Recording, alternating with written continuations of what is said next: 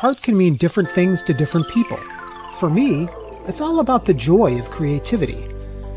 So if you draw, paint, write, dance, sing, craft, play air guitar, or even sculpt using nothing more than mashed potatoes, consider yourself an artist and join our conversation. For the next half hour, meet the artist and learn about their inspiration while we all enjoy the beauty of creativity. Welcome to Season 2 of Art Talk with John Cole Artist. Hey everyone, welcome to, Season 2 of Art Talk with John Cole Artist. What the heck? Season 2. How'd I get to Season 2? Want to welcome everyone tonight to this very special broadcast. With me, I have Nicky Urbanski. She is a entrepreneur with her dog, actually dogs. She's got a second one there floating around, which we might be able to meet this evening. She's the owner-operator of Urban Buffalo Design Co., which is short for company, if I'm not mistaken, Nicky. Correct. Well, I was wondering if we could start this thing off. Oh, the day. I always like to say the day. Today is the 27th of February, 2024. And if I'm not mistaken, it is a leap year, so we actually have 2 extra days this month. Exciting. Who knew? Anyway, Nicky, if you could introduce yourself to the audience, that would be awesome. I am Nicky Urbanski. As you said, I am the owner of Urban Buffalo Designs Co. I have been running this business now for roughly 5 years, I believe. So I do this in my free time around being a mom of 2, and we have 3 dogs. So I'm sure life is chaotic for everyone, but it's extra chaotic as a business owner. So how did you so about the business itself, what do you do? What do you produce? Do you make something? Do you Yeah. So my goal with my business to keep growing, obviously, but I do buffalo themed clothing, accessories. Occasionally I'll dabble in like home decor items, but really it's just about showing off your creativity in your clothing when it's buffalo themed. Obviously, anyone that's from Buffalo, or if you've been to Buffalo, everyone here loves the Bills. It's, it's our team. Mhm. as heartbreaking as it may be sometimes, but we have a great team. We have a great city. We're the city of good neighbors, and I like being able to provide people cute things that are also high quality. I want you to have things that aren't, some cheap print from China. I want you to have something you can dress up and wear to work if you want to, instead of just the basic things that you see. So really the goal of my business is to just do something different, do something unique that you can't find somewhere else with a Buffalo-based business.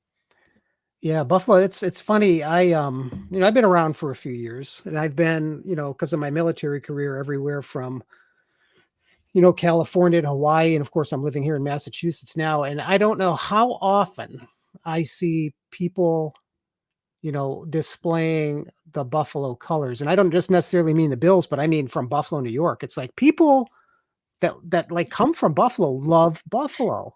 We love it. Yeah, it's really weird. I mean, me having grown up there, I mean, it's like, I don't know. I guess I never, well, you know what it is? I'll tell you what it is.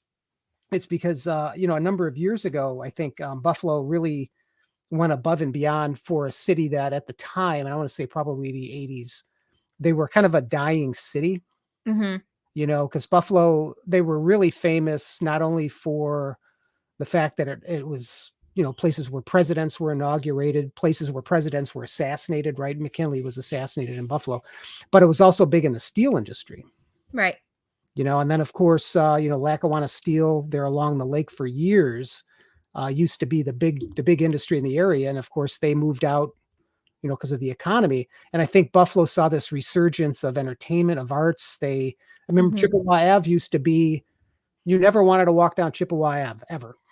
Right. I mean, I can't say I'm not familiar with like the downtown lifestyle, but I know from briefly moving out of Buffalo, in my 20s, it's just the community here is different. By the time I moved back into Buffalo, I was only gone for maybe 6 years, and it changed so much, where you could tell that they were really trying to bring it back to the heart of what Buffalo is supposed to be. It's Right. supposed to be a destination in a sense without it being a tourist attraction. You want the nightlife, you want the family friendly events, you want the beautiful scenery, you want places to go, things to do. And it's honestly, it's changed and evolved so much in the last 10 years that it's such an amazing thing to Hmm. see people taking more pride. We're companies are now fixing up those old abandoned buildings from those big manufacturers that left years ago. Right. It's changed. It really Oh has. yeah. Yeah. And Christine Cole, my wife, she is my biggest fan. She's on. She says hello, beautiful souls. Thank you, Hi. Christine. Um, yeah, and even Buffalo shows up. I don't want to keep talking about Buffalo, but it even shows up in a lot of television shows too. I Mhm. watched it. I think it was a Ghost Adventures or something last year or 2 years ago, and they were investigating the old Statler building downtown. Yeah. And I don't know if they're doing anything with that building. I mean, for years it was. I don't want to say it was financial, but I knew that there was a lot of businesses in there, and then for some reason, I don't know if it got condemned or whatever. But do you know anything about that? Just I'm curious. not too sure. I know the big renovation project right now is the Central Terminal. Mhm. They've been Which is working. haunted too, right? That's the old train station? Yeah, the old Yeah, train station. yeah. From my understanding, I've heard it's haunted. I've never toured it, but um, I know that they have been working to really get to the bones of it Mhm. and make sure that it's structurally sound. And then they have this big plan of renovating while also trying to keep a lot of its historic pieces in there, not changing it too much. But they want to make that kind of like a destination point too at some point in the future. Right. So see, then your business can then focus on bills and bills designs, and then you can maybe Well, pivot a little bit and start adding well, haunted buffalo in there. What do you think? I mean, I can't say I necessarily do bills things because that's a very heavily trademarked That's true. Okay, term, but, okay. uh, Local but I team, how do about that? Buffalo football things There we and go. things with, the Buffalo football theme and the Buffalo colors and things Right. along those lines. So I could potentially work in some haunted Buffalo items Yeah. depending on, what happens with Central Terminal. Well, you never know. I mean, that's what's interesting about that city. I think that because again, people from Western New York just love that city, Mhm. and I think the teams are just one part of it. You know what I mean? I think the history. It was really one of the earliest cities, right? I And I believe mean, so, and yeah. yeah, and you can even tell about how it's laid out. It's not laid out in a grid system. It's laid out in concentric circles, just like Boston. Boston's set up the same way. Those early cities um, didn't really think about the automobile when they were designed, Right. you know. So from the business, let's go back to the business because, Yes. well, that's what I wanted to talk about. Now we're talking about Buffalo, but um, That is my so business. that is true. That is true. So is yours completely an online business or do you have, I mean, how do you handle your products? So I used to be on Etsy and I had a website, so it was primarily online only. Mhm, About 3 years ago, I think it was 3.5, I started doing local events or local markets. So now between March to roughly December, I do also have pop-up events that I do with local markets so that people can shop in person. mhm, And I have added product into a few stores locally. So it just kind of depends what store you go to. Some I have bigger sections that I rent out than others. It just really depends on what area you're in, what you can find of mine. okay. And I got a question too about, because I don't know anything about this type of small business at all. I mean, it's just not something I've ever looked into or I've ever pursued, but I mean, is it one of those things where you find manufacturing companies that manufacture per your specifications for products, or how does that work? I mean, maybe you could explain that a little bit. It So initially my business started as me doing everything myself, Mhm. um, which is a lot of work, but I also started, with a Cricut and some vinyl. Oh. So it wasn't anything crazy when I started 5 years ago. I would say over the last 2 years, my business has definitely evolved where I want to be able to produce more. So I have a couple of different people that I work with Mhm. for certain things. So I have a friend that I actually went to high school with. His name is Joe. He runs a company called Upside Works. He is based in Eden. So he does my screen printing and all of my embroidery. So if anyone's ever purchased anything from me that has embroidery, whether it's a beanie, a baseball cap, a soft fleece dip up, he does all of that for me. Mhm. I love that I support another local business in doing that, but also I don't have to figure out how to use my embroidery machine that's been sitting in my office now for a year. So it's a win-win there. Mhm. He's really great to work with. He's always been fantastic. So he does that for me, and then I still do I would say maybe 40% of my own prints. I've just kind of evolved from doing vinyl to now I do try to focus on screen print, ink, or sublimation only Okay. for anything that I cannot do myself. That I do have, I would say, two specific manufacturers that I work with that I trust. Mhm. They give me basically full control. I basically will just text my main manufacturer and I'll say, "Hey, this is what I want to do. Here's some pictures of what I'm looking to do." And from there, he'll send me, different fabric samples to pick from so I can pick, what the fabrics can, what the composition is, what the weight is on it. We pick features, I send him sizing, and then from there I'll get samples. If anything needs to be changed, it always needs to be changed. Mhm. But I'll get the samples, I'll test it, I'll run it through, I'll make sure that it holds up to my expectations, that it does what I want it to do. And then it's usually a 3 to 4 month process to get things to the point where I can sell them. But I'd really say there's like three people that kind of help me with production that I'm not doing myself. But I still like to be very, very hands on as far as how things are created and made.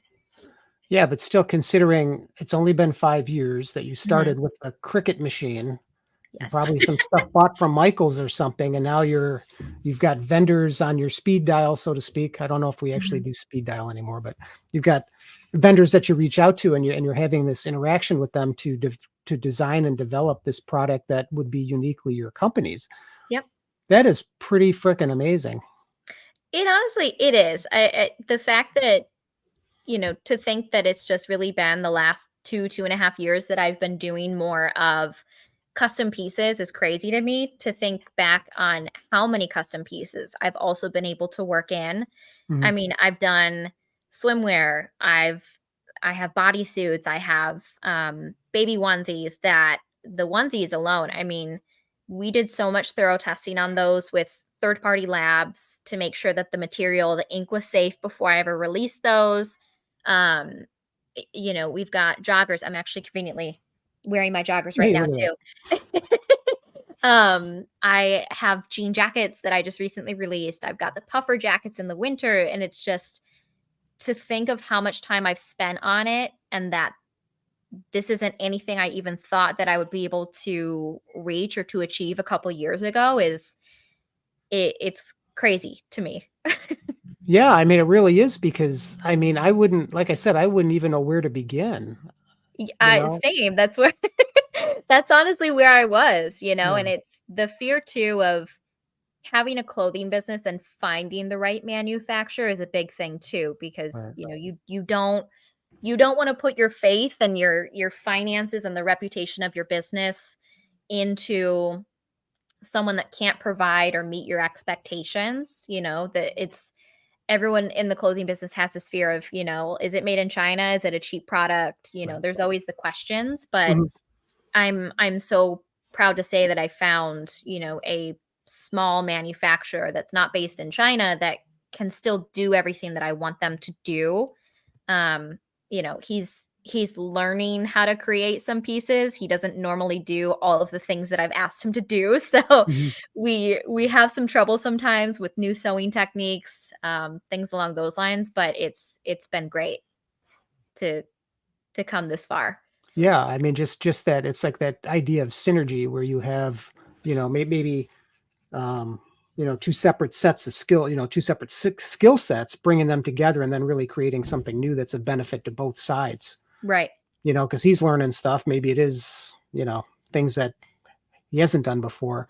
You're Hmm. bringing these ideas and you're able to work together. So that's pretty amazing. And Right. and so so so how did you learn all this? I mean, did I already ask you that? I don't think I did. Uh, like how to find the manufacturers or how to Well, create things myself. well, what I'm saying is, I mean, hopefully we'll have some people watch this or listen to this later on Spotify or one of the other podcast platforms that might be like, maybe I need to change my job because maybe corporate's too taxing to me, or Hmm. maybe I just need something where I can be independent. We talked a little bit about this before we got on the air tonight.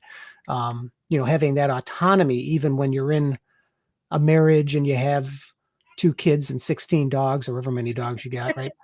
Just You three. know, yeah, well, whatever. You still want three dogs is just like 100 dogs. Yeah. I mean, you still want that autonomy. So you've got folks out there, specifically women, because I think women they tend to feel that they can't compete with men. And I hate that idea, but right now it still is that. The good news is that things are shifting, and I love that, right? Hmm. Um, but again, still generally speaking, the women do tend to stay home and watch their kids. It's just still part of the American mindset, I Right. guess. Um, but but you're demonstrating that it can be done. So my question is if you had somebody that has this idea that they could start in their basement, or they could start with a Cricut machine, or they could start with a computer or whatnot. I mean, how do you learn? Is it small business administration? Is it talking to other people? How do you go about that? I mean, really the biggest thing that you can do is that you have to embrace being uncomfortable. Mm, You have to, I'm obviously not the biggest socialite type person. I don't like going to, social settings and social scenes. Like I'm very quiet. You know from obviously when I was a kid, I was very shy.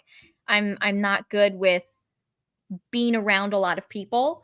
So when it comes to starting your own business, you have to get used to that. You have to learn to be able to talk to people. You have to get used to branching out and introducing yourself to people that you may not have, wanted to take that first step because it's intimidating. right. You have to try a lot of new things.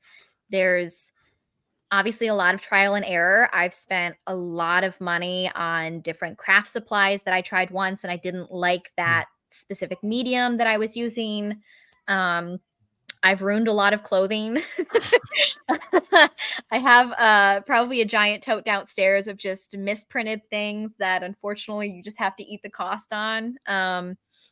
It's really just about wanting to grow and trusting that you'll be able to harness your crafting abilities even if you really don't think you have them. Mm. I am thankful that I've been able to network with other small businesses, and some of them are willing to give you advice and teach you things that maybe you may not have known how to do. I have a Facebook group for local Buffalo moms that have businesses and want to promote their business and want to talk to each other and get advice on, how to do things. And that's really just what it boils down to.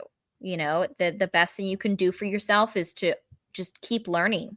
You have to spend money to earn money at the end of the day, and mistakes will be made at some point. You're Right. not going to be perfect in the beginning, and that's okay. That's how you grow your business. That's how you learn to do better and to get better at that skill set. So what do you tell yourself then when you're feeling discouraged about something? I mean, how do you overcome that? Um, it can definitely be hard. It's the clothing scene is not for the weak. There's a lot of competition. A lot of times you'll put your heart into a project and it either won't turn out as you wanted to, or you'll have another local business that will come and turn around and just knock off the same product and try Mm. to step over you. But it's one of those things where as long as you have faith You have that drive that you want your business and your craft to grow and be better and become more well known, and established. You have to kind of push through and just have faith in what you're doing. Yeah, you said some really wonderful things there. You know, you're basically you need to have that wherewithal, I guess, to get outside your comfort zone, right? If Hmm. you're more of an introvert, if you really are passionate about something, Right. you need to kind of step out of that, right? And I think asking questions, that's a beautiful thing as well, because I think sometimes, and I do this as well, it's very difficult for me to ask questions because I'm always afraid they're going to think it's a stupid, it's a stupid question. Hmm. But I think if we remember that it's for our benefit, because if we don't know something, we don't know something. Right. We're never going to know unless we actually open our mouth and say it. So that's awesome. Yeah. I Um, mean, we all start somewhere. yeah, we really do. You know, and because me, I'm constantly learning new things like every day. Every time I talk to somebody, I'm learning something new. And then I ask questions, and that's why I really enjoy doing this podcast because sometimes I ask questions to people, and it might be the first time that anybody's asked them, and the answers I get are just amazing answers because they know. Right. You know what I mean? You know what you're doing. You know a hell of a lot more about that than I do. Sometimes. Well, I'm just saying, I mean, I would, I'm struggling right now with my own business, trying to figure out how to, which will lead me to my next question here, but, figuring out exactly what that swim lane is and who that audience is. Hmm. Who is your audience? Who is it? What message is it that you want them to hear so that in turn they get that value out of your product, right? In your Right. case, Western New Yorkers, which are scattered to the four corners of the world. Hmm. Um, so what is your, so from an advertising perspective, now you said you used to have a website, but you don't anymore? Yeah, honestly, the website, it's very expensive to maintain, Yeah. and I was not getting the traffic. I was not getting the orders that made sense to keep it up. So I stay on Etsy. Mhm. That's fine. I feel like I have different, almost like a different clientele or different shoppers through Etsy where they aren't exactly shoppers that necessarily know that I'm even a local based business. They don't know that I'm on social media. They're just searching Etsy to shop for a specific thing and, one and done. Right. Um, but, really a lot of my business comes from my local pop up events that I do. I am lucky enough. I mean, I say lucky. It's a lot of it I know, and I don't give myself enough credit for it, is the hard work of how I've grown my business Mhm. and the product that I'm putting out. So I know that I do kind of not, I don't give myself the credit that I necessarily deserve. But I've been lucky enough to get into some of the bigger local events every single year. And that's honestly where a lot of my following has grown from because people can see my product in person. Right. And I've gotten a lot of repeat clients that they'll follow me anywhere. I have the same clients that will sometimes just come to say hi to me at these events because they've shopped with me for so long and I love them. I Mhm. love all of them. I feel like they know who they are. But they're great. And it's just, I don't know. The website just didn't Yeah. make sense. It's not, it's very cold to me. I like people to see the product. I like people to be able to touch the product. I like people to really know the quality of what they're getting before they even, think about buying it. So websites are fine if you can drive the traffic to it at the end of the day, but I feel like there's so much more of a benefit for small business to do those in-person events. It honestly, I feel like it just helps really get you in touch with the community and the buyers that, you really look for, that you want for your business. Yeah, it's funny because that echoes a lot of what I've been hearing over the last 6 months. Mhm. I'm part of this program right now where I'm going to be sometime in probably the end of May. I'm going to have a self-help book get published through Amazon, and then also in May I'm going to be actually doing a TEDx talk on a stage, um, Mhm. which is frightening in and of itself. But the Yeah. idea, with the business, which really kind of ties into both the book and to the TEDx talk, is to have that. personal interaction as opposed to, sitting behind a computer screen and, posting pictures to Instagram or whatever. Go out and actually meet people, Right. and for me, it's kind of ironic because I spent, 35 years talking to people in the Coast Guard, talking to strangers, going to schools and meeting people. And then once I retired, it's like, oh my God, it's so scary. I mean, it's the People are weirdest thing. scary. Totally weird. And I'll be honest, I don't think COVID did us any favors. No. I think, kind of being, having the world on lockdown for a little while and then having all these rules in place, which really made it difficult to maintain a community of any sort. Right. Some of us need to break out of that habit of, hey, there's Nicky on the podcast, but then I never come out and I don't see you. You know what I mean? Right. Or going on to Zoom or something like that. So that's awesome. I think that's amazing. So wintertime, does that slow down for you, or are there events during No, wintertime as well? winter's actually my busy season. Really? Well, Wow. so you have holiday shoppers, you have football season still Oh, that's right. happening. Hmm. So right now is actually my slow season. I have usually January to mid-March is my slow season. Okay. Um, I'm lucky to get a couple of orders a week during my Right, slow right. season, but this is really when I try to push things out to stores. I'm working on new products. Like I've been working on summer products for the last 2 months already.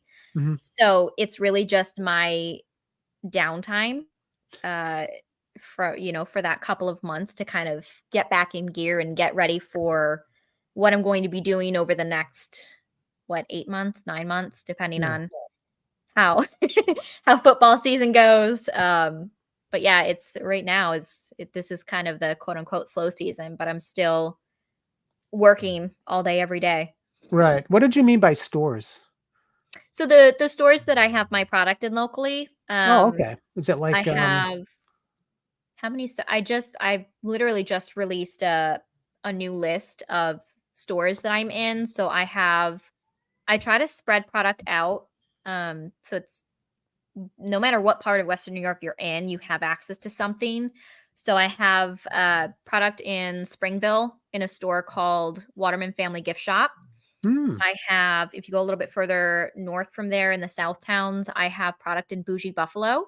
So it's a high end kids consignment shop, but she has half of her store is the high end kids consignment, and then the other half is all local small businesses. So she tries to not only put money back into family pockets on the consignment side, but she also helps support small businesses and has product in the other half of the store. So I've got those two closer to the South Towns. I have product in Hart's Gift Shop in West Seneca.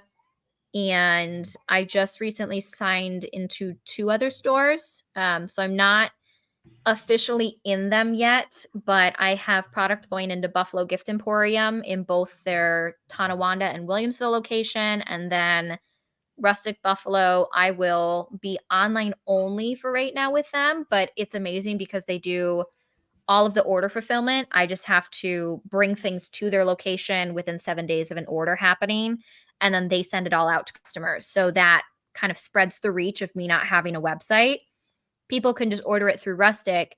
They ship it out quicker than I do. hmm, So it saves me so much time. And right. then once they have space for me at one of their 3 locations, I'll be going into a Rustic store as well. So I'm kind of scattered where when it gets towards my slow season, a lot of those stores are starting to either run out of product or I start transitioning them into different seasons since my product changes with the season. So a lot of the stores right now are all winter Hmm. and I am starting to switch them over the next couple of weeks into spring product.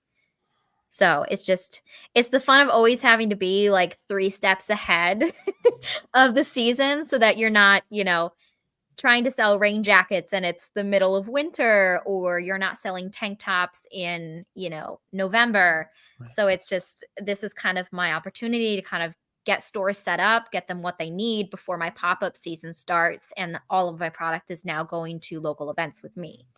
So It's a lot. Yeah, I am just, I There's am, always something, something going somewhere. yeah, I am so impressed. And one thing I didn't mention up front is I've known Nikki for a very long time. Um, Very long. Her mother and I were married back in the 90s. I don't remember exactly when, but I remember meeting you when you were, I don't even know if you were even 1 years old. So you've been in my life for all these years, and I couldn't be more proud of you. Well, thanks. So you've got a wonderful family. You're doing some great things on the business side, and I can't wait to see what comes next for you. But thank you for what you're doing, and it looks to me like the half an hour, as I expected, is every time I talk to somebody that's a really good conversation, the time flies. But I just want to say thank you for being on the show tonight. Well, Now, how thank you would for people having get me. if somebody wanted to get a hold of you, how would they do it? I mean, typically my Instagram is the best way to do it. I'm very active there, so people can find me if they search Urban Designs 716. They can Oh, find me. okay.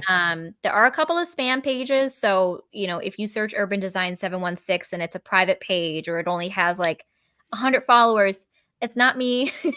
My page is not private. I'm very active. I post a lot. It's fairly easy to find me to know that I'm the real page. Mhm. Um, I am also on Facebook, but the algorithm really doesn't push my page much there. So I have a following, but I'm not as active there. I don't really get a lot of message notifications on that platform. So Instagram's the best. Okay. Well, thank you very much. Hopefully, folks, you'll reach out, check out what she does. She has some really cool things that she sells. And like she said, it does change from season to season, which is pretty cool. So hopefully you'll be on my show again in the future, Nikki, because I had a great time talking to you tonight. It was my pleasure. And of course, thank you for inviting me. Okay. Well, give the kids a kiss for me, pet the dogs for me. And for everybody else, well, I'm not going to give you guys a kiss, but I'll be back next Tuesday. I do not have a guest scheduled just yet, but hopefully I'll get one by next week. Otherwise, you'll have to listen to me talk, but I like to talk, so that's okay. That's okay. That's okay. All right, guys, have a good night. Bye. Thank you so very much for joining me on the Art Talk podcast, where it's my goal to bring artists together to talk about their craft. If you'd like to join me for a conversation, please reach out via email at johncoleartist@gmail.com or by visiting my website at johnrobertcole.com. So until next time, keep crafting, painting, and inspiring others with your creativity. You make more of an impact than you know. See ya.